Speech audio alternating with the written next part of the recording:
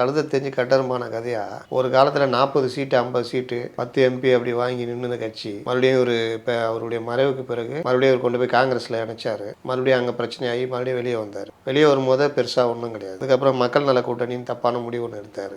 ஜெயலலிதா 12 சீட்டை தான் கொடுக்குறேன்னாங்க, ரெட்டையில நில்லுனாங்க. அப்போ ஒரு முடிவு எடுத்து மக்கள் நல கூட்டணி போனார். ஸ்டாலின் போனார்.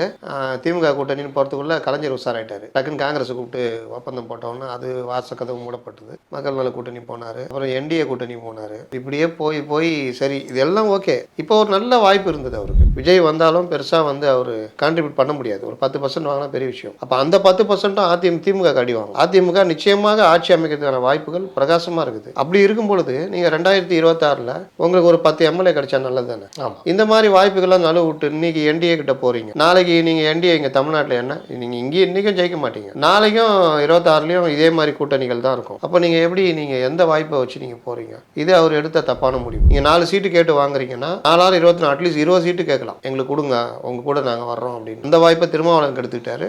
ராமதாஸ் அதை பயன்படுத்திட்டார். ஒருவேளை ராமதாஸ் கூட கூட்டணி அதிமுக அமைஞ்சிச்சுன்னா திருமாவளவன் நினச்சா கூட போக முடியாது. பாமக, அதிமுக, தேமுதிக, இன்னும் சில கட்சிகள் இவங்க எல்லாம் இருந்து ஒரு இது ஃபார்ம் ஆனாலே நல்லா பிரச்சாரம் பண்ணால் 10 சீட்டை சாதாரணமாக ஜெயிக்கலாம்.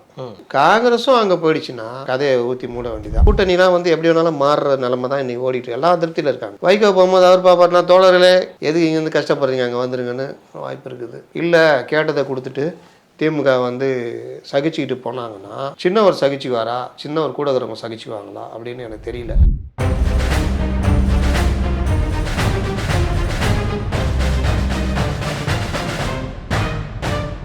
பெட்ரோலுக்ஸ் நெஞ்சங்களுக்கு வணக்கம். நான் உங்கள் கார்த்திக். இன்றைய பொலிட்டிக்கல் பல்ஸ் நிகழ்ச்சியில் நம்மோடு இணைந்திருப்பவர் மூத்த பத்திரிகையாளர் மற்றும் சவுக்கு இணையதளத்தின் ஆசிரியர் திரு அப்துல் முத்தலீஃப் அவர்கள். வணக்கம் சார். வணக்கம். நாடாளுமன்ற தேர்தலின் இந்த கூட்டணிகள் ஒரு பக்கம் போயிட்டுருக்கு. திமுகவுடைய கூட்டணியும் சரி, அதிமுக ஒரு பக்கம் கூட்டணி அப்படின்னு சொல்லிக்கிட்டு இருக்காங்க. இன்னொரு பக்கம் பாஜகவில் மிகப்பெரிய கூட்டணி அமைஞ்சிருக்கு. தமாக வந்து சேர்ந்துருக்காங்க. ஆமாம், அதனால மிகப்பெரிய கூட்டணின்றீங்களா? இல்லையா சார்? இல்லையா, ஜிகே வாசன் பெரிய தலைவர் தானே. ஜிகே வாசன் கொஞ்சம் பெருசாக இருப்பார். ஆமாம், ஆனால் கட்சி பெரிய கட்சியான்னு எனக்கு தெரில. சரி, தேஞ்சி கட்டரும்பா கழுத தெரிஞ்சு கட்டரும்பான கதையா ஒரு காலத்தில் 40 சீட்டு 50 சீட்டு 10 எம்பி அப்படி வாங்கி நின்று கட்சி மறுபடியும் இப்போ அவருடைய மறைவுக்கு பிறகு மறுபடியும் அவர் கொண்டு போய் காங்கிரஸில் இணைச்சார். மறுபடியும் அங்கே பிரச்சனையாகி மறுபடியும் வெளியே வந்தார். வெளியே வரும்போதே பெருசாக ஒன்றும் கிடையாது. அதுக்கப்புறம் மக்கள் நல கூட்டணின்னு தப்பான முடிவு ஒன்று எடுத்தார். ஜெயலலிதா 10 சீட்டுக்கு மேலே எதுவும் கொடுக்குறேன்னாங்க. அந்த டைமில் 12 சீட்டு எதுவும் கொடுக்குறேன்னாங்க, ரெட்டையில நில்லுனாங்க. அப்போ ஒரு முடிவு எடுத்து மக்கள் நல கூட்டணி போனார். ஸ்டாலின் போனார். திமுக கூட்டணின்னு போகிறதுக்குள்ளே கலைஞர் உஷாராயிட்டார். டக்குன்னு காங்கிரஸை கூப்பிட்டு ஒப்பந்தம் போட்டோன்னா அது வாசக்கதவு மூடப்பட்டது. மக்கள் நல கூட்டணி போனார். அப்புறம் என்டிஏ கூட்டணி போனார். இப்படியே போய் போய் சரி இதெல்லாம் ஓகே. இப்போ ஒரு நல்ல வாய்ப்பு இருந்தது அவருக்கு. இல்லை, அந்த கேள்வி தான் எதனால் பாஜகவை அவர் தேர்ந்தெடுக்கணும்? ஏன்னா அதிமுக கூட்டணியில் இருந்தால் 2026க்கும் அடுத்த கதவுகள் அவருக்கு திறந்திருக்கும். 2ன்றது ஒரு 3 5 அந்த அளவுக்கு அவருக்கு சீட்டுகள் வழங்கப்பட வாய்ப்புகள் இருக்கும்போது எதுக்கு பாஜகவை நோக்கி அவர் நகரணும் அப்படின்ற ஒரு கேள்வி இருக்குது. அதிமுகவுடன் இன்னும் பாமகவும் தேமுதிகவும் இன்னொரு முடிவுக்கு வராத நிலை தான் இன்னும் நீடிக்குது. அதே சமயம் இன்றைய தினம் வந்து மோடி அவர்களின் வருகை திருப்பூரில் நல்ல அண்ணாமலை அவர்களை தட்டி கொடுத்து ரொம்ப என்கரேஜ் பண்ணுற மாதிரியான ஒரு விஷயங்கள்லாம் நடந்திருக்கு. இந்த கூட்டணி கதவுகள் எப்படி இருக்குது? திமுகவின் கூட்டணி தொகுதி பங்கீடு எப்படி இருக்குது? ஜிகே வாசன் வந்து அவருக்கு ஏன் இந்த வாய்ப்பை நான் நேற்று ஒரு இதில் பதிவு பண்ணேன். தமாகவுடைய கடைசி அத்தியாயத்தை அவர் எழுதிக்கிட்டு இருக்காரு. அப்படி ஏன் சொல்கிறேன்னா, நான் அப்படி பேசிட்டு இந்த டைம் தான் இருக்கும்னு நினைக்கிறேன். இது கொஞ்சம் முன்னாடியே பேசிட்டு வெளியில் வர்றேன். தமாகலேருந்து செய்தி தொடர்பாளர் அசோகன் தலைமை நிலைய செயலர் வெளியேறிட்டார். யுவராஜா வந்து அவரை போய் அவரை மீட் பண்ணேன். அவர் எதுன்னு ரீசன் சார் யுவராஜா போய் பார்த்தது? ஏங்க நீங்கள் போய் பிஜேபி அவங்களாம் காங்கிரஸில் இருக்கவங்க, காங்கிரஸாக அறியப்பட்டவங்க. காங்கிரஸ் நீங்கள் திமுக போய் அதிமுக கூட சேர்றாங்க. இல்லை, அவர் வெளியேறுவாரா இல்லை அதிமுகவில் போய் நீர மாதிரி எதுவும்? அதிமுகவில் தான் இணைவார். அவர் கிட்டத்தட்ட எடப்பாடி ஒரு வகையில் உறவினர் கூட. அதனால் அவர் அதிமுகவில் இணையறதுக்கு வாய்ப்பு அதிகம். இன்னொரு பக்கம் பார்த்தீங்கன்னா நீங்கள் வந்து ஜிகே வாசன் வந்து என்டிஏ கூட்டணியில் இருக்கிற வரைக்கும் மரியாதை இருந்தது. ஏன்னா என்டிஏ கூட்டணியில் தமிழ்நாட்டை பொறுத்த வரைக்கும் அதிமுக தான் பெரிய கட்சி. அது அதிமுக கூட இருக்கிற மாதிரி தான். ஈரோடு இடைத்தேர்தலில் இவங்க தொகுதி தான் அது. அதிமுக கேட்டவுடனே பாஜக வந்து வேற மாதிரி அழுத்தம் கொடுத்தாங்க. நீங்கள் நில்லுங்க, நிற்க வைங்க, நாங்கள் ஆதரவு கொடுக்குறோம். அதிமுக கூட்டணிக்குள்ளேயே குழப்பத்தை உண்டாக்குனதுக்கு முதல் படி அப்போ தான் அண்ணாமலை ஆரம்பித்தார். அப்போ ஜி.கே. வாசன் ஒத்துக்க மாட்டேன்ட்டு இவங்களுக்கு அதிமுக அந்த இது போட்டியிடலாம் அப்படின்னு சொல்லிட்டு அவர் இது பண்ணார். அதிமுக சப்போர்ட் பண்ணார். அதில் அண்ணாமலைக்கெல்லாம் பெரிய அளவில் இது, அதில் ஜி.கே. வாசனுக்கு மரியாதை ஏறுச்சு. ஆனால் இது இப்படியே போய் அவர் இந்த கூட்டணிக்கு பேச்சுவார்த்தைலாம் வரும்போது ஒரு நடுநிலையாக இருந்து பிஜேபி அதிமுக இணைக்கிறதுக்கெல்லாம் ட்ரை பண்ணார். ஆனால் நீங்கள் தமிழ்நாட்டை பொறுத்த வரைக்கும் தமாகாக்கு என்ன வாய்ப்புனா அதிமுகவோட நீங்கள் அதிமுக ஒன்றும் இல்லாமல் இருக்குது, கூட்டணி இல்லாமல் இருக்கிறாங்க. அப்போ நீங்கள் போய் ஆதரவு கொடுக்குறீங்கன்னா உங்களுக்கு மரியாதை இருக்கும். 2 எம்பி கேட்குறா 2 எம்பி கிடைக்கும். சட்டமன்றத்தில் எங்களுக்கு கூடுதலாக கொடுங்க, அம்மா இருக்கும்போது 12 சீட்டு தரேன்னாங்க, அந்த 12ஓடு சேர்த்து ஒரு 15 சீட்டாக எங்களுக்கு கொடுங்க அப்படின்னா இன்றைக்கி இருக்கிற நிலைமைக்கு எடப்பாடி ஒத்துக்குவார், ஒரு அக்ரிமெண்ட் போடலாம். 2026ன்றது திமுக அதிமுக தான் போட்டி. விஜய் வந்தாலும் பெருசாக வந்து அவர் கான்ட்ரிபியூட் பண்ண முடியாது. ஒரு 10% வாங்கினா பெரிய விஷயம். அப்போ அந்த 10% திமுக அடிவாங்க. அதிமுக நிச்சயமாக ஆட்சி அமைக்கிறதுக்கான வாய்ப்புகள் பிரகாசமாக இருக்குது. அப்படி இருக்கும் பொழுது நீங்கள் 2026ல் உங்களுக்கு ஒரு 10 எம்எல்ஏ கிடைச்சா நல்லது தானே. ஆமாம், இந்த மாதிரி வாய்ப்புகள்லாம் நழுவு விட்டு இன்னைக்கு என்டிஏ கிட்ட போகிறீங்க. நாளைக்கு நீங்கள் என்டிஏ இங்கே தமிழ்நாட்டில் என்ன நீங்கள் இங்கே இன்றைக்கும் ஜெயிக்க மாட்டீங்க, நாளைக்கும் 26லையும் இதே மாதிரி கூட்டணிகள் தான் இருக்கும். அப்போ நீங்கள் எப்படி நீங்கள் எந்த வாய்ப்பை வச்சு நீங்கள் போகிறீங்க? இது அவர் எடுத்த தப்பான முடிவு. 2வது விஷயம், அவர் காங்கிரஸ் போய் பிஜேபி கூட சேர்ந்தா எப்படிங்க? என்டிஏ கூட்டணி வேற, பிஜேபி கூட நேரடியாக சேர்றதுன்றது சகிச்சிக்க முடியாது. பல பேர் பாருங்க, இந்த தேர்தல் இது பண்ணுறதுக்குள்ள பல பேர் ஏடிஎம்கே காங்கிரஸ்ல போய் சேர்றதுக்கான வாய்ப்புகள் அதிகம். இது ஒரு பார்ட்டு. பாமக தேமுதிக கிட்டத்தட்ட ஏடிஎம்கே இது பேசிட்டாங்க. இன்னைக்கு பிரதமர் இதுல யாராவது மேலே ஏறினாங்க? யாரும் ஏறல. ராமதாஸ் யாரும் வரல. அப்படின்னு என்ன அர்த்தம்? கிட்டத்தட்ட முடிவாயிடுச்சு. இல்ல இன்னும் ஓரிரு வாரங்களில் நாங்கள் முடிவு அறிவிப்போம் சொல்லி மறுபடியும் பிரதமர் வருவாரா? இல்லை, பாமக அப்படின்னு சொல்லிட்டு இருக்காரு ராமதாஸ் அவர்கள் சொல்றாரு. அது சொல்லுவாங்க, அப்படிதான் சொல்லுவாங்க. நான் கேட்குது பாருங்க, பிரதமருடைய மேடையில் ஏறி நிற்கிறது. ஏன்னா இவங்கன்னா 8 சீட்டு கேட்டால் தரமாட்டாங்களா பிஜேபி? நிறையா இருக்கே, கொடுக்க நிறையா இருக்குது. ஏங்க 8 என்னங்க 8 போய் கேட்குறீங்க? 18 வச்சுக்கிங்க அப்படின்றது எவ்வளவு? அப்போ மற்றவங்களாம் தெரிச்சு ஓடுவாங்க. இப்போ தேவநாதன் யாதவ் கூப்பிட்டு 4 சீட்டு கொடுத்தா எங்கே போவார்? அவர் ஆட்களுக்கு ஒரு சீட்னா தாங்குவார். பாரி வந்திருக்கு 2 சீட்டு கொடுத்தா தாங்குவார், 4 கொடுத்தா என்ன பண்ணுவார்? அப்போ இந்த மாதிரி பிரச்சனை இவங்க ஏதாவது தாங்குவாங்க. இந்த மாதிரி தான் 2021 மக்கள் இவர் கூட கமல்ஹாசன் கூட சேர்ந்து பங்கு பிரிச்சுக்கிட்டாங்களே சரத்குமார், அந்த ஆள் இல்லாமல் போச்சு இல்லை, லாஸ்ட்டில் எங்களுக்கு இவ்வளோ கொடுத்துட்டாங்க முடியாது அப்படின்ற கதை. அந்த மாதிரி பாமக வந்து இன்றைக்கி மேடை ஏறலைன்னா என்ன அர்த்தம்னா நாங்கள் கூட்டணியில் இல்லைன்றது தான். அதோட பெரிய கட்சி தேமுதிக 14 சீட்டு கேட்டவங்களா, அவங்களாம் ஏறலை. அப்படின்னா என்னன்னா அதிமுக கூட்டணி பேசிகிட்டு இருக்காங்க. இல்லை, அந்த யோசனை சரிதானே, அதிமுக கூட போகிறதுன்றது தான் சரியான ஒரு யோசனையாக ரொம்ப சரி. ஏன் சொல்கிறேன்னா எம்பிக்கள் உத்தரவாதம் இருக்கும். ஏன்னா பெரிய கட்சி பாமகவும் சேர்ந்துச்சுன்னா கொஞ்சம் உங்களுக்கு இப்போ அன்புமணி தர்மபுரியில் நிற்க போகிறதா சொல்கிறாங்க. நின்னா கட்டாயம் ஜெயிப்பார். ஏன்னா தனியாகவே அவங்க வாக்குகள் வாங்கினாங்க. அதிமுகவும் சேரும்போது பெரிய அளவுக்கு இதாகும். இன்னொரு பக்கம் சட்டசபை தேர்தலில் ஓரளவுக்கு சீட்டுகள் கேட்டு வாங்கலாம். இப்போவே போயிட்டீங்க. திருமாவளவனுக்கு அந்த வாய்ப்பு இருந்தது, கெடுத்துக்கிட்டாரு. அதிமுக வந்து அவர்கிட்ட ரொம்ப பேசியிருந்தாங்க. தனி தொகுதியிலேருந்து பொது தொகுதி வரைக்கும் வாங்கியிருக்கலாம், அவர் வீணாக கெடுத்துக்கிட்டாரு. ஏன்னா இப்போ இங்கே வாங்குறது வந்து நீங்கள் சட்டமன்ற எலெக்ஷனில் நீங்கள் 4 சீட்டு கேட்டு வாங்குறீங்கன்னா 4 24 அட்லீஸ்ட் 20 சீட்டு கேட்கலாம், எங்களுக்கு கொடுங்க, உங்கள் கூட நாங்கள் வர்றோம் அப்படின்னு. இந்த வாய்ப்பை திருமாவளவன் கெடுத்துக்கிட்டாரு. ராமதாஸ் அதை பயன்படுத்திட்டார். ஒருவேளை ராமதாஸ் கூட கூட்டணி அதிமுக அமைஞ்சிச்சுன்னா திருமாவளவன் நினச்சா கூட போக முடியாது. 3 சீட்டு கேட்டுனுக்குறாங்க, 1 பொது தொகுதின்னு.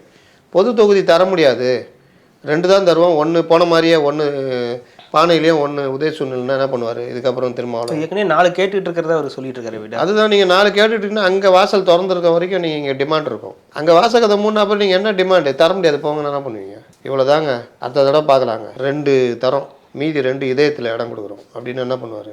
ஒன்றும் பண்ண முடியாது. ஆதவ அர்ஜுனுக்கு சீட்டு கொடுக்கலன்னா ஆதவ அர்ஜுன் என்ன பண்ணுவார்? நடைய கட்டுவார். செலவு பண்ணுவாரா? பொட்டி க்ளோஸ் பண்ணுவார். அப்போ எல்லா வகையிலையுமே திருமாவளவனுக்கு சிக்கல். இன்னொரு பக்கம் அதிமுக பாமக ஏடிஎம்கே கூட்டணி கிட்டத்தட்ட உறுதியாகிடுச்சு.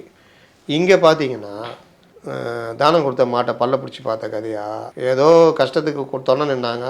அப்போ வந்து வேறு அந்த சைடு ஆளே கிடையாது. அப்போ வேறு வழி இல்லாமல் இங்கே கூட இருந்தாங்க, கொடுக்குற சீட்டை வாங்கிட்டாங்க. இப்போ தான் ஏற்ற வீடு திறந்து வச்சுக்குது. இங்கே சோறு இல்லைன்னா அங்கே சோறு இருக்குது. இப்போ நைட்டில் சில சமயம் வீட்டில் கேட்பாங்க, நம்மளும் வெளியிலேருந்து வீட்டுக்கு போயிடுவோம்.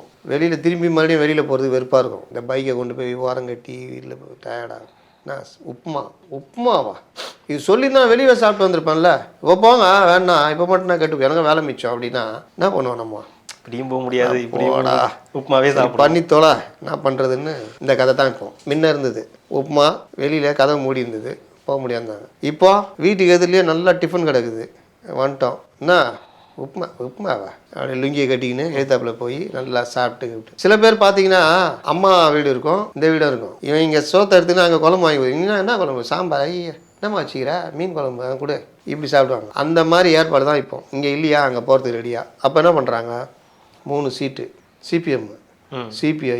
நம்ம இவர் பையனை கைப்பிடிச்சி கொடுத்தாரு, ஆனந்தா என் கண்ணையே உன்னிடம் ஒப்படைத்துட்டேன்னு சொல்லிட்டு, அது மாதிரி என் பையனே உன்னை பார்த்துக்குங்கன்னு.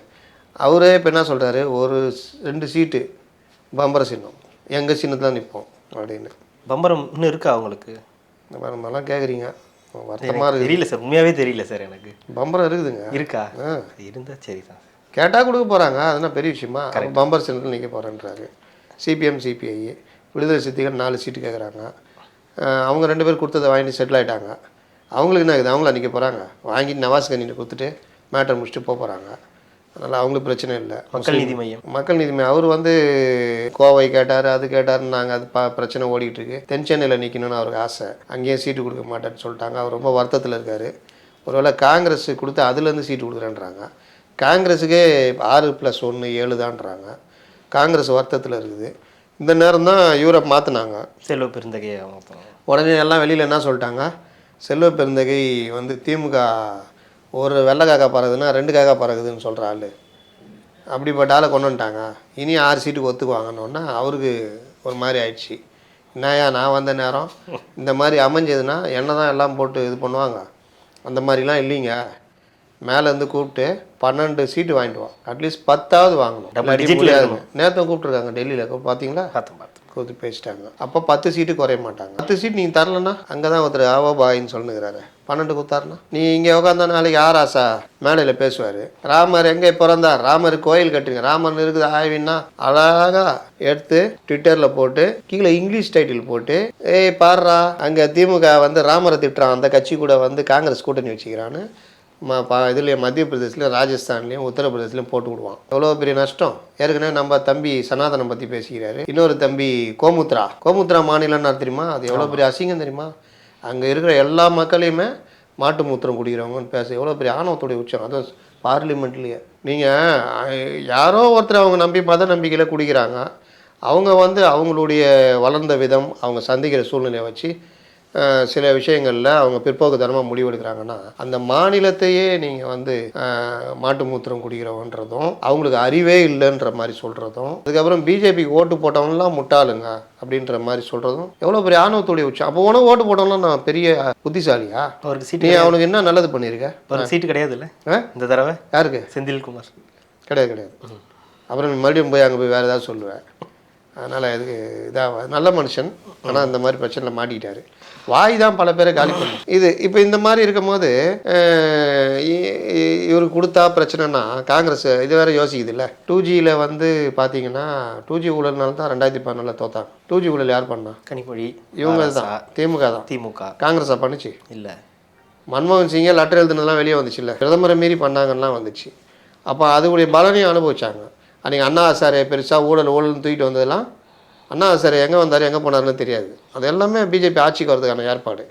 அப்போ இந்த விஷயங்கள்லாம் ஊழல் நீங்கள் பண்ணது தானே அவங்களுக்கு ஆட்சி போச்சு. அப்போ இந்த இதெல்லாம் பார்ப்பாங்களா, அவங்க யோசிச்சு பார்ப்பாங்க. கண்ணு முன்னாடி வந்து போகுமா இருக்காதா? அப்போ 10 சீட்டு கொடு, உன் பாவத்தை சுமக்கிறோம், இல்லையா விடு, நாங்கள் இருக்கிறாங்க தலைவர், நான் பார்த்துக்கிறேன்னு இன்னைக்கு தான் பேச்சுவார்த்தை ஏடிஎம்கே சைடில் ஆரம்பிச்சிருக்கு. அப்போ காங்கிரஸ் இங்கேருந்து அங்கே போச்சுன்னா யோசிச்சு பாருங்கள், மிகப்பெரிய மாற்றமாக இருக்கும். மிகப்பெரிய மாற்றம். பாமக, அதிமுக, தேமுதிக, இன்னும் சில கட்சிகள் இவங்க எல்லாம் இருந்து ஒரு இது ஃபார்ம் ஆனாலே நல்லா பிரச்சாரம் பண்ணால் 10 சீட்டு சாதாரணமாக ஜெயிக்கலாம். காங்கிரஸும் அங்கே போயிடுச்சுன்னா கதையை ஊற்றி மூட வேண்டியதான். இவருக்கு அந்த 10 சீட்டு கிடைக்கும், அவங்களுக்கு 30 சீட்டு ஜெயிப்பாங்க. அதுக்கான வாய்ப்புகள் அதிகம். இப்போ அவங்களுக்கும் பிரதமர் வேட்பாளர்னு இந்தியா கூட்டணி அதுன்னு விட்டுறதுக்கு அவங்களுக்கும் வசதியாக போயிடும். அதனால் கூட்டணி பேச்சுவார்த்தைகள் இந்த மாதிரி இதெல்லாம் இருக்குது. மதிமுகவும் கடும் அதிருப்தியில் இருக்காங்க, சொல்ல முடியாது. அதிமுக கூட்டணிக்கு போகிறதுக்கும் வாய்ப்பு இருக்குது. அதிமுக போகிறதுக்கு வாய்ப்பு. போனவர் தானேங்க அவர். இல்லை, அவர் 2006 21 சீட்டு பேசி முடிச்சுட்டு நைட்டாக வேறு முடிவு எடுத்துட்டு அதிமுக போயிட்டார். ராதாகிருஷ்ணன் தான் நடுவில் இருந்து அவர் பேட்டியிலே சொன்னார் என்கிட்ட, நான் தான் தம்பி நல்லா நடுவில் இருந்து பேசினேன், கலைஞர் என்னை கூப்பிட்டு சொன்னார், நான் கலைஞர்லாம் சொன்னேன், இந்த மாதிரி இல்லைங்க அவர் என்ன சரி கூட்டுவார்னு சொல்லி பேசி 2 பேரும் ராசியானாங்க. எனக்கும் ரொம்ப சந்தோஷம். 21 சீட்டுன்னு பேசி முடித்தாங்க. நான் மறுபடியும் கோயில்பட்டியிலே நின்று ஜெயிக்கிற மாதிரி இருந்தது. சந்தோஷமாக நான் இது பண்ணிட்டு வீட்டிலேருந்து கிளம்பி மத்திய கைலாசில் காரில் வந்துக்கிட்டு இருக்கிறேன். திடீர்னு வைகோ லைனில் வந்தார். ராதாகிருஷ்ணன் கலைஞர்கிட்ட சொல்லுங்க, நமக்கு அதெல்லாம் ஒத்து வராது கூட்டணிலாம், நான் அதிமுக போகிறேன்னு சொல்லுங்கன்னு வச்சிட்டாரு. போனேன், பகீர்னு ஆயிடுச்சு. அவரை போய் பார்த்து எவன் வண்டியாக திட்டு வாங்குறதுட்டு, டேய் காரை திருப்புடா அப்படின்ட்டு வீட்டுக்கு போயிட்டேன். 2 நாள் தலையே காட்டல. 3ஆவது நாள் ஃபோன் வந்துச்சு, அறிவாலயத்து தலைவர் கூப்பிட்றாரு, என்ன ஆளை காணோன்னு சொல்லிட்டு கேட்குறாரு. அப்புறம் என்ன பண்ணுறதுன்னு தயங்கி போய் என்ன வேலை பண்ணி வச்சுருக்க, என்ன ஆளையா நீ கூப்பிட்டு வந்திருக்க, பாத்தியா எப்படி காலை வரி விட்டு போனான் பாரு, நீலாம் எதுக்கு ஆளாகின்னு சொல்லி அன்னைய பேசதே இல்லையா அவர் கலைஞர். கோயில்பட்டி சீட்டும் போச்சு எனக்கு தரல, இவரால் நான் இந்த வேலையை இது பண்ணேன், இந்த மாதிரி அந்த மனுஷன் பண்ணுவார்னு. அந்த மாதிரி போனவர் தானே. இப்படி போகிறதுக்கு என்ன பெரிய விஷயமா? 2 சீட்டு பையனுக்கு ஒன்று, ஏற்கனவே இருக்கிற சிட்டிங் எம்பி கணேசமூர்த்தி ஒன்று போங்க, இல்லை வேறு யாராவது ஒருத்தருக்கு மல்லை சத்தியா இருக்கார் அவருக்கு ஒன்று, வைகோக்கு மரியாதை தானே, அடுத்து ராஜ்யசபா வந்தால் பார்த்துக்கலாங்க அப்படின்னா. சட்டசபையில் வரும்போது நீங்கள் பம்பர் சின்னத்திலே போட்டி போடுங்க, நான் உங்களுக்கு தரேன்னா பெரிய கூட்டணி, மெகா கூட்டணி தானே. ஆமாம், இந்த கூட்டணி எல்லாம் அங்கே போய்டும்ல.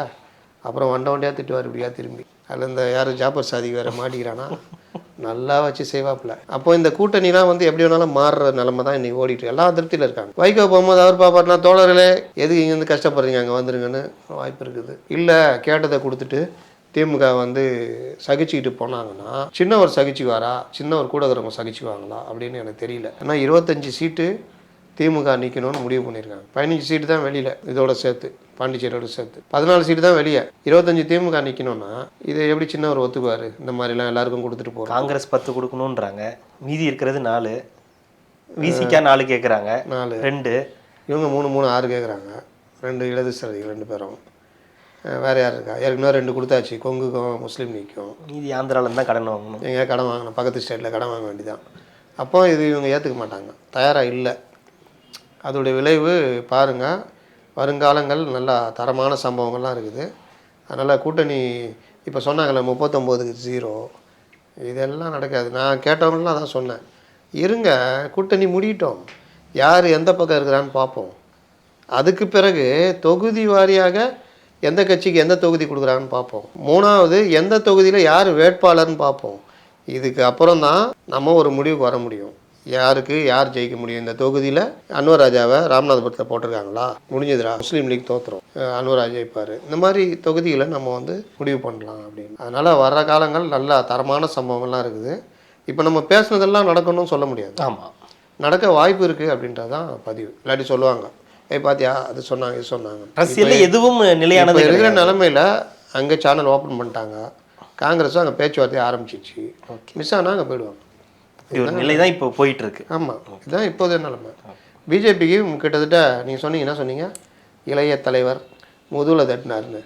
அந்த கை கொஞ்சம் மேலே ஏறி பெடரியில் தட்டுறதுக்கும் காலம் வரும். ஏன்னா தம்பி தான் எல்லாத்தையும் கெடுத்து விட்டுச்சு. இப்போ வருந்தி கூப்பிட்டாலும் வரமாட்டேங்கிறாங்க. நேற்று பார்த்தீங்களா, 5 மணிக்கு இன்று மாலை அப்படின்லாம் ட்விட்டர்லாம் போட்டாங்க. 7 மணி வரைக்கும் காத்திருந்தாங்க. 7 மணி வரைக்கும் காத்திருந்தாங்க. ரிப்போர்ட்டருங்க வேறு காத்து இருந்துட்டு வெறுத்து போய். இல்லை சார், அதில் நம்ம பார்க்க வேண்டியது என்னென்னா, அதை சொல்லியது அண்ணாமலை, ஆனால் அங்கே போய் சமாளித்தது முருகன். அதுவும் எப்படி சமாளிக்கிறாரு, இன்னைக்கு தாங்க தெரிஞ்சது பிரதமர் நாளைக்கு வராருன்னு. அதனால இவங்க எல்லாரும் வரல, சரி அப்போ நாளைக்கு பிரதமர் கூட மேலே ஏற வேண்டியதானே. ஆனால் அந்த செய்தியாளர் சந்திப்புலேயே அதிக சந்தோஷத்தில் இருந்தது வானதி அவர்கள் மட்டும்தான் நினைக்கிறேன். காலியானியா என்ன ஆட்டா அண்ணா அப்படின்னு. சரி யாரையாவது கண் ஆப்ரேஷன் கண்ணு கட்டி ஏதாவது கட்டி கூட்டு போய் ஏதாவது அவுத்து விட வேண்டியதானே. அதுவும் பண்ணல. போனதெல்லாம் பண்ணாங்க பாருங்க, அவர் கண் ஆப்ரேஷன் கூட்டு போயிட்டு கண் கட்டா அவுத்து திரும்பி பார்த்தா சரி நட்டாவும் சரி அண்ணாமலைங்கிறாங்க. என்னடா அங்கே இருக்கிறோம் அப்படின்னு. இந்த பழைய பார்த்தெல்லாம் சொல்லலை, கண்களை திறந்து மெல்ல பாருங்கள் அப்படி தெரியுறேன்னா அந்த மாதிரி. ஒருத்தர் இங்கே இருக்கிறாரு, அவர் அங்கே போட்டுக்கிறாங்க. இப்போ நான் எங்கே இருக்கேன்? ஆமாம், நான் இங்கே நிற்கிறேன், என் பேர் அங்கே வச்சுக்கிறேன், அதிமுக தான் நான் இன்னும் இருக்கிறேன்னு. இன்னொரு அம்மா யாருன்னே தெரியாது, கோமதி சீனிவாசன். இன்னைக்கு தலைமுறைக்கு தெரியவே தெரியாது. அந்த காலத்தில் 77 அமைச்சராக இருந்துச்சு அந்த அம்மா. அந்த அம்மாவெல்லாம் கொண்டு போய் சேர்த்துக்கிறேன். அதாவது ரிட்டையர் ஆன பிறகு 15 வருஷம் ரிட்டையர், அந்த ஸ்டேஜையும் கடந்து அது டிக்கெட் வாங்கி வச்சுன்னுக்கிறாங்க. அவங்களெல்லாம் கொண்டு போய் ஏற்றி விட்டாங்க.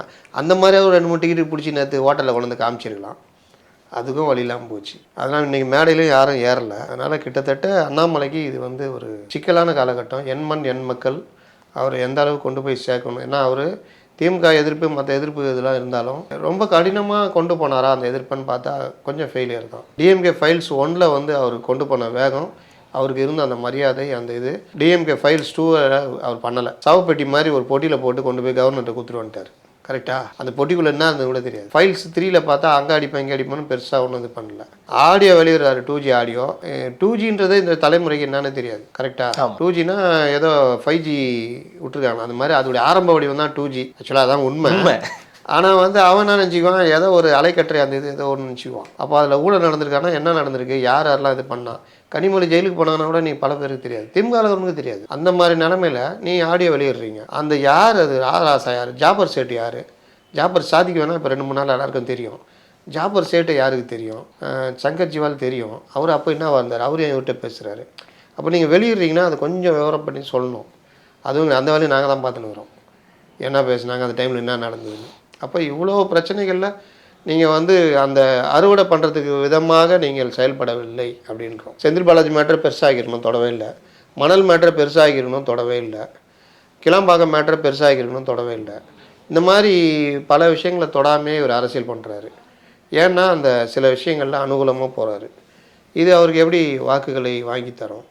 அப்போ இன்னொரு பக்கம் என்ன சொல்கிறாங்க, நேற்று ஒரு மிகப்பெரிய புதிய தலைமுறையில் ஒரு இது 18% பாவம் அவங்களே எடுத்துகிட்டு அப்புறம் அதை எப்படி சமாளிக்கன்னு தெரியாமல் கார்த்திகேயன் மிகப்பெரிய அரசியலாளர். அவர் வெல் நாலேஜபிள் ஆங்கர், அவர் பத்திரிகையாளர், அவ்வளோ அழகாக அரசியல் பேசுவார். அவரே நேற்று முடியாமல் ஒருவேளை மத்திய அரசின் திட்டங்கள் அப்படின்னு சமாளிக்கிறாரு.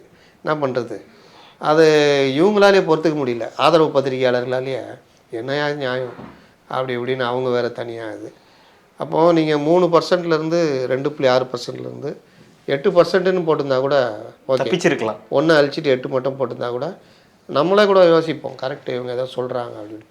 அதுவும் இல்லை 18. சரி அதாவது ஒன்றும் ஏதோ ஆசைப்பட்டாங்க போட்டாங்கன்னு பார்த்தா ஏடிஎம்கே 17% தான். ஆமாம், 3வது இடத்துக்கு போட்டாங்க அவங்கள. நீங்கள் என்ன மாறுதல் வந்திருக்குன்னு நான் கேட்குறேன். 2021 அதிமுக ஒன்றுமே இல்லை, அவ்வளோ காரி ஊரே கழுவி ஊற்றிருந்தது. அவருக்கா ஆமாம், ஊழல் நாயகர்கள்னால் பேசியிருந்தாங்க, எங்கேயுமே மரியாதை இல்லை. இவ்வளோ அவங்களே ஒரு நம்பிக்கை இல்லாமல் பண்ணுற மாதிரி தான் நின்னாங்க. டிஎம்கேவை அப்படியே விடியல் ஸ்டாலின் தான் வராரு, விடியல் தர பாட்டுக்கிட்டலாம் போட்டு எல்லாரும் எதிர்பார்த்தோம். ஐயோ அவரும் அதே மாதிரி தான். நீங்கள் வாங்க நேரம் இந்த கார்டை எடுத்துகிட்டு வந்தீங்கன்னா அப்படியே உள்ளே வந்தீங்கன்னா முதலமைச்சர் நாற்காலியில் அமர்ந்திருப்பேன், யார், நான் மு.க. ஸ்டாலின் அமர்ந்திருப்பேன், நேராக என் அறைக்கு வரலாம், அந்த கார்டை காமிச்சு வரலாம் இப்படிலாம் சொன்னாரா? சொன்னார். அந்த கார்டு இப்போ எங்கே? அந்த மேல்மா விவசாயிகள் இவரை பார்க்கலான்னு வந்தாங்க, பிடிச்சி உள்ளே வச்சுட்டாங்க. பரந்தூர் விவசாயிகள் ஏதோ கிளம்புனாங்க, அவங்கள பிடிச்சி உள்ளே வச்சுட்டாங்க. யாரும் பார்க்க முடியல, அவங்க இது அமைச்சரில் பார்க்க முடியல அவரை. அந்த மாதிரி நிலமையில் தான் அவருக்கு இருக்குது. அப்போது இவ்வளோ ஒரு எதிர்பார்ப்பில் இருந்து நம்ம நினச்சோம் பெரிய ஸ்வீப்பாக ஒரு 180 190 இடம் திமுக கூட்டணி 200 இடத்துக்கிட்ட. இவங்க ஒன்றும் இல்லாமல் சொச்சம் ஒரு 30 40 20 இடம் அப்படின்னு பார்த்தா 75 இடம் அதிமுக கூட்டணி, அதில் 65 அதிமுக. நீங்கள் 130 இடங்கள்கிட்ட வந்திருக்கீங்க, உங்களுடைய கூட்டணி 145 மொத்தத்தில் இது மெஜாரிட்டி வர்றீங்க. என்ன நீங்கள் பெருசாக வந்தீங்க? அந்த பர்சன்டேஜ் வித்தியாசம் பார்த்தாலும் 3 சில்லற 4%. அப்புறம் என்ன ஸ்வீப்பு? ஒன்றுமே இல்லை. 3 வருஷத்தில் உங்களுக்கு ஏகப்பட்ட பேர் கிட்ட போச்சு. அவங்களுக்கு என்ன பிரச்சனை இருக்குது? கட்சியும் வலுப்படுத்தி ஒற்றை தலைமை ஆகிடுச்சு, ரெட்டையிலையும் வந்துடுச்சு. இவர் ஒரு லீடராகவும் வந்துட்டார், எதிர்த்து பேச ஆரம்பிச்சிட்டாரு. அப்புறம் அவருக்கு எப்படி 17% ஆகும்? டிஎம்கேக்கு அப்படியே அந்த பர்சன்டேஜ் எப்படி இருக்கும்? அண்ணாமலை எதிர்த்து பேசுகிறான்னா இவரும் எதிர்த்து பேசுகிறேன்னா இப்போ இவருக்கு மட்டும் 18, அதாவது 3லேருந்து 18. அவர் 29 30லேருந்து 17. எந்த ஊரில் நடக்கும் இதெல்லாம்? இவங்க தெரிதே பிளான்டுன்னு சொல்லிட்டு. அப்போ இது எல்லாம் ஓகேன்னா 39க்கு 0ன்னு போன வாரத்தில் உருட்டியிருந்தாங்கல்ல, அது என்ன ஆகுது? 39 திமுக கூட்டணி 0. அப்போ அந்த உருட்டுனதுலேருந்து ஒரு 10 நாளைக்குள்ளே இதெல்லாம் மாறிடுச்சா? அதனால் எல்லாமே ஏமாற்றுகள், உருட்டுகள். கூட்டணி இதாங்க நிலமை. இன்னும் அடுத்த வாரங்களில் பார்த்தா கிட்டத்தட்ட காங்கிரஸ் இதெல்லாம் உறுதியாகிடும். ஏன்னா கார்கே வராருனாங்க, உறுதியானதான் வருவார். ஒருவேளை கார்கே வந்தாருன்னா இங்கே என்ன ஆகுது? ஒன்று இறங்கி திமுக போய் 10 இறங்குதா, காங்கிரஸ் 7க்கு ஒத்துக்குதா, இல்லை முடியாதுன்னு அதிமுக கூட்டணிக்கு போகுது. அந்த 3 ஆப்ஷன் தானே. ஏதாவது ஒன்று நடக்கும். என்ன கேட்டால் 10க்கு ஒத்துக்கணும், இல்லைன்னா அதிமுக கூட்டணி. இதுதான் மேஜர். மற்றதெல்லாம் சின்ன சின்ன விஷயங்கள் நடக்கும். மிக்க நன்றி சார். இவ்வளோ நேரம் உங்களுடைய நேரத்தை ஒதுக்கி எங்களுக்காகவும் ரெட்ரோலுக்ஸ் நேயர்களுக்காகவும் பல்வேறு கருத்துக்களை பகிர்ந்தமைக்கு ரெட்ரோலுக்ஸின் சார்பாக மிக்க நன்றி.